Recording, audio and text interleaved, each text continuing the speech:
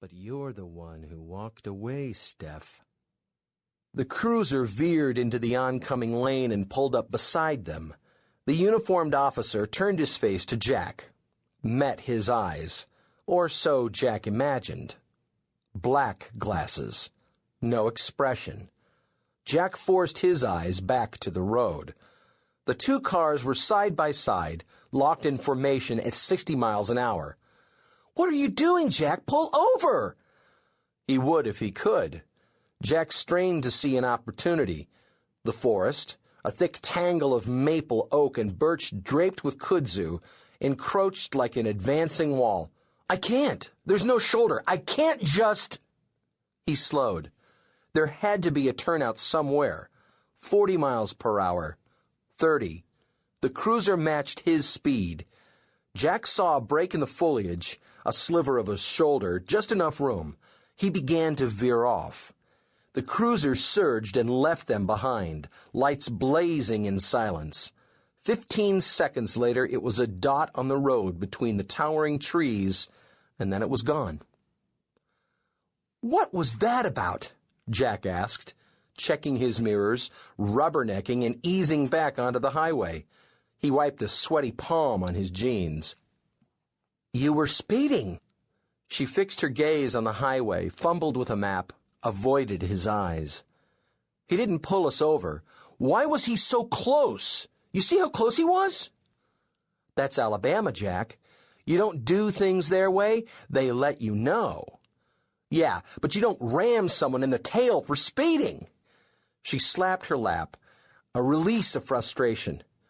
"Jack, will you please just get us there legally in one piece, please?" He chose silence over a comeback and concentrated on the road. "Save it for the counseling session, Jack." He wondered what she'd been saving up, what new claims she'd unload tonight. She shook out her shoulders, put on a smile, and started humming. "You really think it'll work, don't you, Jack? You really think you can save something you just don't have anymore?" If smiling and singing could bring back those days, he would laugh like a fool and even sing Stephanie's lyrics. But he was fresh out of illusions. All he had were the memories that stole his mind away even as his eyes remained on the road. Her arms about his shoulders and the excitement in her eyes. The inner dawn he felt whenever she entered the room. The secrets they shared with a glance, a smile, a wink. All the things he thought life and love should be. The accident changed everything. He imagined himself sitting in the counselor's office, being honest about his feelings. "I'm feeling like I've been had all my life. Life is pointless. If there is a God, he's the devil and—" What was that? "Oh, you mean Stephanie? No, I've lost her too. She's gone. I mean, she's here, but she's checked out." He couldn't put away the idea that this whole trip was only a formality, another nail in the coffin of their marriage. Steph would sing her way to Montgomery and back and still get the divorce she wanted. Go on her merry way. "Jack, you're lost."